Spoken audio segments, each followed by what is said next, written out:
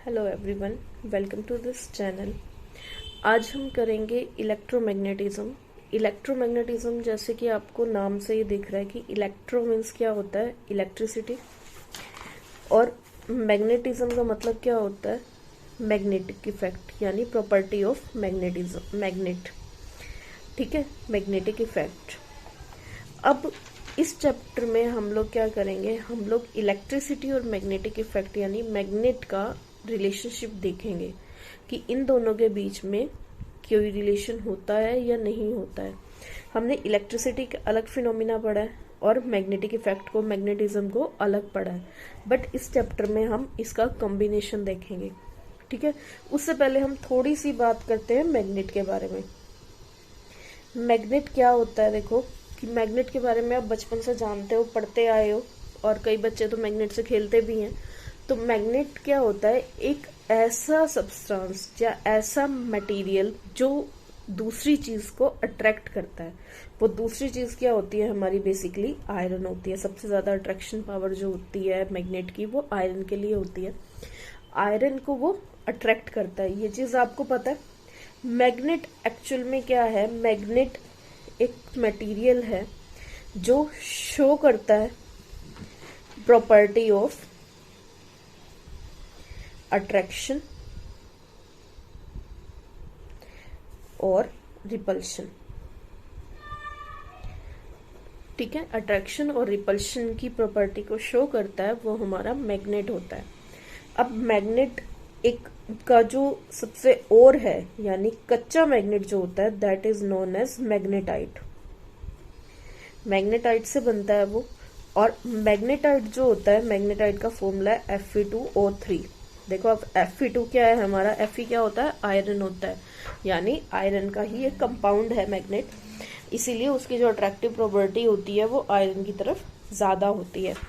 अब मैग्नेट जैसा कि आप देखते हो वैसा तो हमें नेचर में नहीं मिलता, एक नेचुरल अबंडेंट एलिमेंट है ये। तो जो मैग्नेट हमें नेचर में मिलता है, यानी जो हमारा नेचुरल मैग्नेट है, that is known as lodestone. और हम कभी भी मैग्नेट को उसकी नेचुरल फॉर्म में यूज नहीं करते, क्योंकि वो मैग्नेट जो होता है वो बहुत ही वीक होता है। ठीक है, वो जो प्रॉपर्टीज है अपनी वो पूरी तरह शो नहीं कर पाता, इसीलिए हम नेचुरल मैग्नेट का यूज नहीं करते हैं। हम मैग्नेट को 3000 डिग्री सेल्सियस तक बॉईल करते हैं, मतलब मैग्नेट करते हैं, और उसके बाद उसको शेप्स में मोल्ड करते हैं। जब भी हम इसको शेप्स में मोल्ड करते हैं, कुछ इम्प्योरिटीज ऐड करते हैं इसके अंदर, तो क्या है, वो हमारा एक मैग्नेट बनता है, जिसको हम आर्टिफिशियल मैग्नेट भी कहते हैं। और ये आर्टिफिशियल मैग्नेट जो होता है वो परमानेंट मैग्नेट होता है। ठीक है, जैसे हमारा बार मैग्नेट है। बार मैग्नेट क्यों है, क्योंकि ये इसकी शेप जो होती है वो एक चॉकलेट बार की तरह होती है। आप इसके ऊपर आपको नॉर्थ साउथ डायरेक्शन मेंशन मिलेगी। बेसिकली हम जब लैब्स में यूज करते हैं एक्सपेरिमेंट्स के लिए, तो हम इसी मैग्नेट का यूज करते हैं। आप जब एक्सपेरिमेंट्स करोगे मैग्नेट से रिलेटेड, तो आपको लैब में ज्यादातर बार मैग्नेट देखने को मिलेगा। उसके अलावा हमारे पास एक कंपास निडल होती है, इसके ऊपर भी नॉर्थ साउथ लिखा रहता है। ठीक है, ये हमारी कंपास निडल है।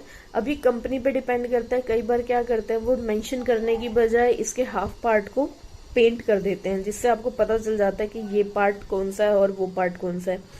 अब मैग्नेट की, अब जो ये नॉर्थ साउथ में लिख रही हूँ, ये क्या है, these are called poles. Magnet के दो पोल्स होते हैं, two poles, north and south. North और साउथ क्यों, क्योंकि जब भी आप किसी मैग्नेट को फ्रीली सस्पेंडेड छोड़ोगे तो वो हमेशा नॉर्थ साउथ में पॉइंट आउट करता है, तो इसीलिए उसके क्या है, उसके दो पोल्स होते हैं, नॉर्थ साउथ, ये आपको पता है। और इनकी प्रॉपर्टीज होती हैं कि जो ये हमेशा क्या होते हैं, पेयर में मिलेगा। मतलब अगर आप एक मैग्नेट लेते हो तो आपको उसमें दोनों पोल्स मिलेंगे, एक पोल अकेला नहीं मिलेगा। मतलब अगर मैं इसको बीच में से कट कर देती हूँ, अगर इस बार मैग्नेट को मैंने बीच में से कट कर दिया, तो इसका मतलब ये नहीं है कि नॉर्थ पोल अलग हो गया और साउथ पोल अलग हो गया। नो, जहां से मैंने कट किया वहां ऑटोमेटिकली इससे अपोजिट पोल क्रिएट हो जाएगा। ठीक है, चाहे आप इसको कितने ही छोटे से छोटे डिवाइड कर लो, छोटे से छोटे पार्ट में डिवाइड कर लो, तो भी आपको नॉर्थ साउथ मिलेगा। ये कभी भी अकेले वो एग्जिस्ट नहीं करते, हमेशा पेयर में होते हैं पोल्स। और लाइक पोल जो होते हैं वो क्या करते हैं, रिपेल करते हैं, और अनलाइक पोल्स क्या करते हैं, अट्रैक्ट करते हैं। ठीक है, अनलाइक पोल जो होंगे वो क्या करेंगे, वो रिपेल करेंगे, सॉरी अट्रैक्ट करेंगे, और लाइक पोल्स क्या करते हैं, रिपेल करते हैं। ठीक, ये बातें आप मैग्नेट के बारे में आप छोटे होते से पढ़ते आ रहे हैं, मैग्नेट की प्रॉपर्टीज के बारे में, कि मैग्नेट्स के दो पोल होते हैं, नॉर्थ पोल साउथ पोल, वो हमेशा नॉर्थ और साउथ डायरेक्शन में पॉइंट आउट करता है। उसके लाइक पोल्स जो होते हैं यानी सेम पोल, आप दो मैग्नेट के सेम पोल्स को पास लाओगे तो वो एक दूसरे को रिपेल करेंगे, और अगर अपोजिट पोल्स लाओगे तो वो अट्रैक्ट करेंगे। ठीक है, ये बात आपकी क्या है, पोल्स के बारे में है।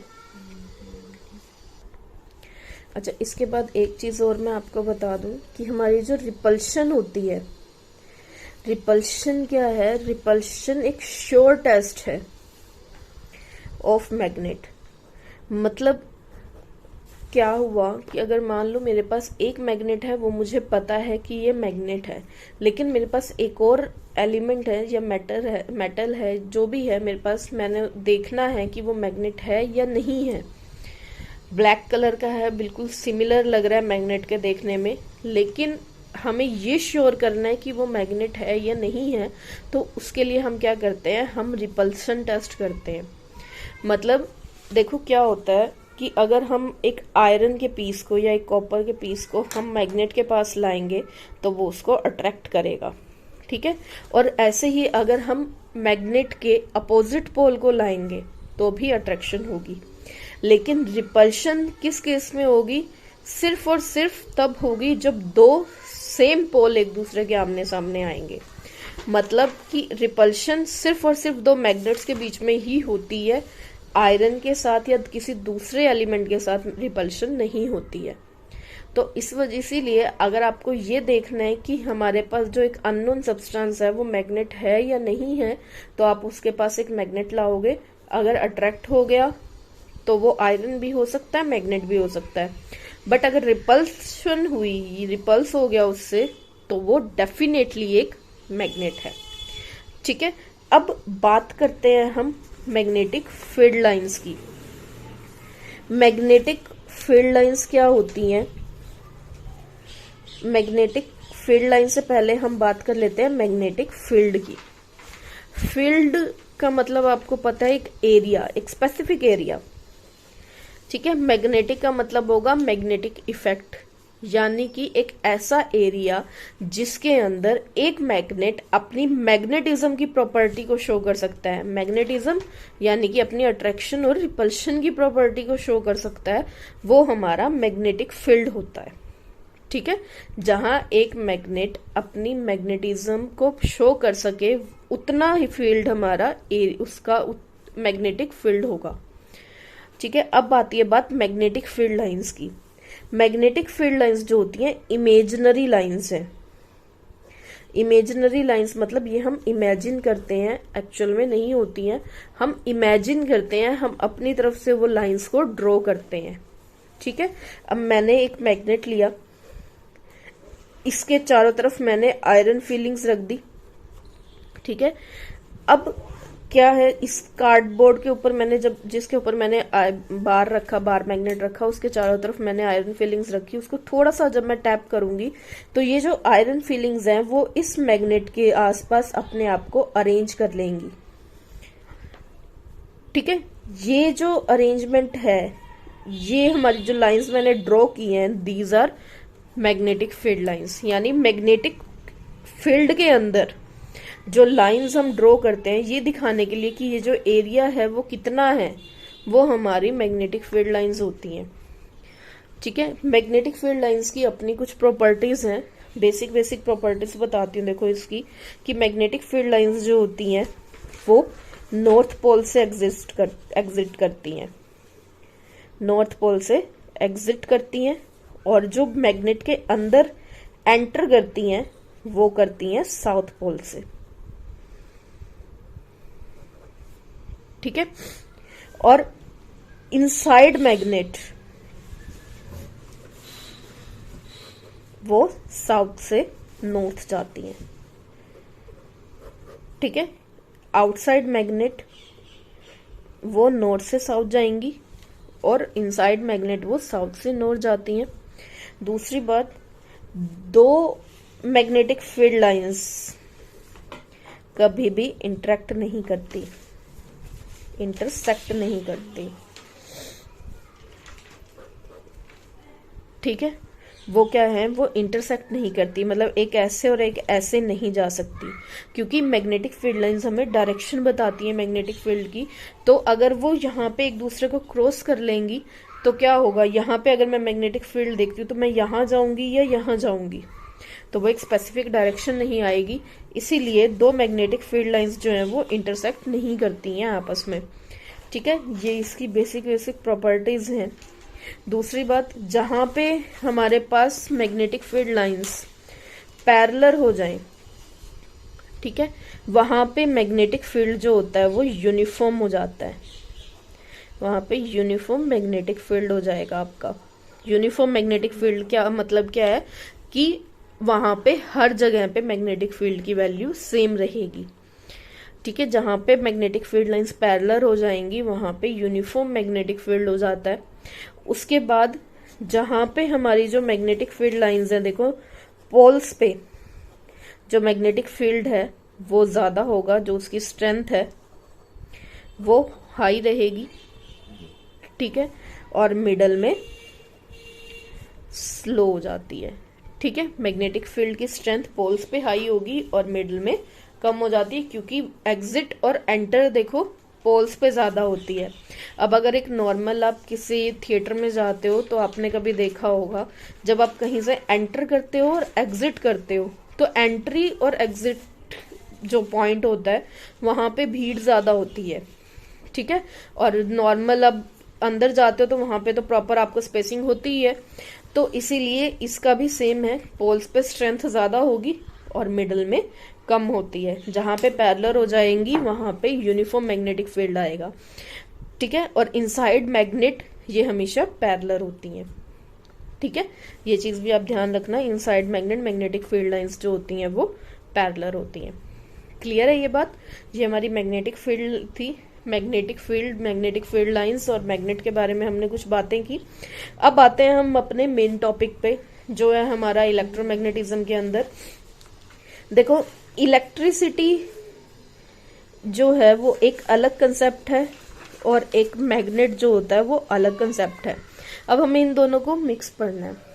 अब एज यू नो कि हमारे जो साइंटिस्ट हैं उनके दिमाग में कुछ ना कुछ तो चलता ही रहता है हमेशा ही, तभी वो साइंटिस्ट बनते हैं। इसीलिए हमारे एक साइंटिस्ट थे ओर्स्टेड। ओर्स्टेड ने ये चीज सोची कि क्या इलेक्ट्रिसिटी और मैग्नेट का आपस में कोई कनेक्शन है या नहीं है। ठीक है। उन्होंने सोचा कि इलेक्ट्रिसिटी और मैग्नेटिज्म आपस में कनेक्टेड हैं या नहीं, तो इसके लिए उन्होंने एक एक्सपेरिमेंट किया। एक्सपेरिमेंट में क्या किया, उन्होंने एक नीडल ली। ठीक है। नीडल ली और एक कंडक्टर लिया उन्होंने, XY स्ट्रेट वायर कंडक्टर कह सकते हो, स्ट्रेट वायर है ये एक। ठीक है। उन्होंने इस निडल को इसके परपेंडिकुलर रख के देखा, यानी ये हमारा XY एक कंडक्टर है, इसको इस तरीके से रखा और इसके परपेंडिकुलर निडल को रख के देखा। जब उन्होंने परपेंडिकुलर रखा तो इसमें कोई डिफ्लेक्शन नहीं हुई। मैंने अभी आपको बताया था पीछे कि रिपल्शन जो होती है वो एक श्योर टेस्ट है ये देखने के लिए कि हमारा जो सब्सटेंस है वो मैग्नेट है या नहीं है। तो यहाँ भी ओर्स्टेड ने वही फॉर्मूला यूज किया। उसने ये देखा, सोचा कि अगर वायर की वजह से, जब हम वायर में से करंट पास करेंगे तो उसकी वजह से अगर नीडल डिफ्लेक्ट हो जाती है तो दैट मीन्स हमारी जो इलेक्ट्रिसिटी है वो भी मैग्नेटिज्म प्रोड्यूस कर सकती है। ठीक है। तो अब उसने क्या किया, उन्होंने XY को यानी कंडक्टर को इस इस निडल के परपेंडिकुलर रखा, लेकिन वहां पे कोई डिफ्लेक्शन नहीं हुई। चाहे उसने पहले ऊपर रखा और फिर नीचे रखा, इस तरीके से हम मान लो ये मेरे पास एक कंडक्टर है और ये मेरे पास एक वो है निडल है, मैंने इसको इसके परपेंडिकुलर रखा, ठीक है, लेकिन इसके अंदर कोई डिफ्लेक्शन नहीं हुई। पहले ऊपर रख के देखा, फिर इसको नीचे रखा और कंडक्टर को ऊपर रखा, तो भी कोई डिफ्लेक्शन शो नहीं हुई। अब उन्होंने सोचा कि हो सकता है कि ऐसा कुछ ना भी होता हो, जरूरी थोड़ी है कि अब जो वो सोचेंगे वो हो जाएगा। तो उन्होंने फिर भी कहा कि चलो एक बार और ट्राई करके देखते हैं। उन्होंने इस कंडक्टर को स्ट्रेट रखा और इस निडल को इस बार उन्होंने क्या किया, इसके पैरेलल रखा, ठीक है, इसके पैरेलल रखा उन्होंने इस निडल को। जब इसके पैरेलल रखा इसके ऊपर सीधा, तो उन्होंने क्या देखा, जब एक्स वाई में से इसको हमने जो है वो बेसिकली ऐड किया था, हमने इसके साथ एक सेल लगाया या बैटरी आप लगा सकते हो, तो जब करंट इसमें से पास हुआ अपवर्ड डायरेक्शन में, तो जो डिफ्लेक्शन है निडल की वो लेफ्ट साइड पे हो गई। मतलब जैसे ही करंट इसके अंदर से पास हुआ, निडल में डिफ्लेक्शन शो हो गई, तो उस टाइम पे जो निडल बनी वो हमारी क्या बनी, इस तरीके से हो गई। ये डिफ्लेक्शन हो गई हमारी फर्स्ट केस में, जब करंट जो है वो अपवर्ड जा रहा है, ठीक है। अब उन्हें समझ में आ गया क्या, कि अगर हम करंट कैरिंग कंडक्टर को और निडल को, एक मैग्नेट को पैरेलल रखते हैं, तो उसमें क्या होता है, उसमें डिफ्लेक्शन होती है, यानी कि हमारा एक करंट कैरिंग कंडक्टर एक मैग्नेट बन जाता है। क्योंकि मैग्नेट डिफ्लेक्शन तो सिर्फ दो मैग्नेट्स के बीच में होती है ना, तो हमारा करंट कैरिंग कंडक्टर क्या बन गया, एक मैग्नेट बन गया। तो उन्होंने एक रिजल्ट निकाला क्या, कि हम करंट से, इलेक्ट्रिसिटी से मैग्नेटिज्म प्रोड्यूस कर सकते हैं। ये उन्होंने ऊपर रखा था, अब उन्होंने उल्टा करके देखा, करंट अभी अपवर्ड जा रहा है, फिर जब उन्होंने किया करंट अब डाउनवर्ड जा रहा है, तो उस टाइम पे जो मैग्नेटिज्म की उसकी डिफ्लेक्शन थी निडल की, वो क्या हो गई, वो रिवर्स हो गई, ठीक है। अब करंट जो है वो इस तरीके से डाउनवर्ड जा रहा है, तो हमारी जो डिफ्लेक्शन है वो इस तरफ हो गई। क्लियर है ये बात। ओर्स्टेड ने एक्सपेरिमेंट किया था ये दिखाने के लिए कि हमारी जो इलेक्ट्रिसिटी है वो भी मैग्नेटिज्म प्रोड्यूस कर सकती है, और वो उसमें सक्सेस भी उन्होंने ली, यानी वो सक्सेसफुली उन्होंने एक रिजल्ट दे दिया हमें कि आप इलेक्ट्रिसिटी से मैग्नेटिज्म को प्रोड्यूस कर सकते हो। क्लियर है ये बात। अब आपको ये देखना है अगर कि हमारे पास जो डायरेक्शन होती है इस करंट की, वो तो हमें पता है कि या तो हम अपवर्ड देंगे या फिर हम डाउनवर्ड देंगे, क्योंकि ये तो हमारे हाथ में, हम जैसे बैटरी लगाएंगे उसमें उस तरीके से हमारा करंट फ्लो करना शुरू कर देगा। अब हमें ये देखना है कि जो डायरेक्शन है निडल की वो किस डायरेक्शन में डिफ्लेक्ट होती है, ठीक है। तो वो हम देखते हैं एम्पियर स्विमिंग लॉ से, ठीक है। वो एम्पियर स्विमिंग लॉ क्या कहता है कि आप मान लो कि आपका जो करंट है उस डायरेक्शन में आप स्विमिंग कर रहे हो, ठीक है। जब आप उस डायरेक्शन में स्विम कर रहे हो तो जिस साइड आपका लेफ्ट हैंड जाएगा उस तरफ क्या है, आपका डिफ्लेक्शन होगी। मतलब अगर करंट इस तरीके से जा रहा है, ऊपर की तरफ जा रहा है, तो डिफ्लेक्शन कहाँ हो रही है, लेफ्ट साइड इस तरफ होगी ना, ठीक है। और जब करंट जो है वो इस तरफ नीचे की तरफ आ रहा है, डाउनवर्ड आ रहा है, तो डिफ्लेक्शन क्या है, इस तरफ होगी, क्योंकि आपका जो लेफ्ट हैंड है वो इस तरफ आ गया, ठीक। तो इस तरीके से आप क्या है उसकी डायरेक्शन देख सकते हो। क्लियर है। अब इसी से बेस्ड हम बात करते हैं magnetic field. Magnetic field due to current carrying straight conductor, current carrying straight conductor, ठीक है। स्ट्रेट कंडक्टर में क्या है, हमने एक वायर ली, ठीक है। स्ट्रेट कंडक्टर का मतलब हमने एक वायर ली, उसको हमने एक कार्डबोर्ड में से पास करवाया, और उस जहां पे जिस पॉइंट पे वो जा रही थी उस पॉइंट के आसपास मैंने आयरन फिलिंग्स रख दी। इस कार्डबोर्ड को हमने एक बैटरी से कनेक्ट किया, ठीक है। अभी हमने ये किया, अब मैं आपको करके भी दिखाती हूँ एक चीज। मान लिया कि ये मेरे पास एक कार्डबोर्ड है, ठीक है। इस तरीके का कार्डबोर्ड मैंने लिया, और ये मेरा एक स्ट्रेट कंडक्टर है, ये एक स्ट्रेट कंडक्टर है, मैंने इसको इसमें से पास करवा दिया, ठीक है। जो ये पॉइंट ऑफ इंटरसेक्शन आया है जहां पे ये कार्डबोर्ड और ये मीट कर रहे हैं, इसके चारों तरफ मैंने आयरन फिलिंग्स रख दी, ठीक है। यहां मैंने आयरन फिलिंग्स रख दी, और इस कंडक्टर को नीचे बैटरी से मैंने जोड़ दिया। अब क्या होगा, अब हमने देखा कि जब हमने ये आयरन फिलिंग्स मैंने यहां रखी थी, ठीक है। अब करंट पास करवाया, इसको करंट ऊपर की तरफ आ रहा है, ठीक। तो अब जो आयरन फिलिंग्स यहां रखी थी उन्होंने अपने आप को क्या किया, वही एक तरह से हम इसको स्ट्रेट, इसको मैं बाहर निकाल लेती हूँ, इस पॉइंट के अराउंड उन्होंने अपने आप को क्या किया, सर्कल्स में अलाइन करना शुरू कर दिया, अरेंज करना शुरू कर दिया, ठीक है। ये चीज क्या है, यहाँ पे मेरा एक मैग्नेटिक जो वो था करंट कैरिंग कंडक्टर था, उसके चारों तरफ आयरन फिलिंग्स ने क्या किया, अपने आप को सर्कल्स में अरेंज करना शुरू कर दिया, जैसा कि मैंने आपको बताया था बार मैग्नेट के केस में, ठीक है। तो अब इस चीज से हमने क्या देखा, देखो कि एक आयरन, जब हमने इस करंट कैरिंग कंडक्टर में से करंट पास किया तो आयरन फीलिंग को उसने अपनी तरफ अट्रैक्ट करना शुरू कर दिया। क्लियर है ये बात। अब बात आती है इसकी डायरेक्शन की, ठीक है, कि हम डायरेक्शन किस तरीके से देखते हैं। उसके लिए हमारे पास, मैं आपको यहाँ डायग्राम में भी शो कर देती हूँ, ये इस तरीके से आयरन फिलिंग्स अपने आप को अरेंज करेंगी। ये हमारा करंट जा रहा है अपवर्ड, तो हम क्या करते हैं, अब इसकी डायरेक्शन देखते हैं, ठीक है।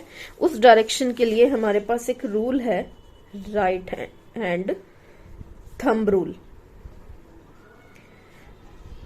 राइट हैंड थंब रूल क्या कहता है कि आपको स्ट्रेट कंडक्टर को अपने हैंड में रखना है इस तरीके से, ठीक है।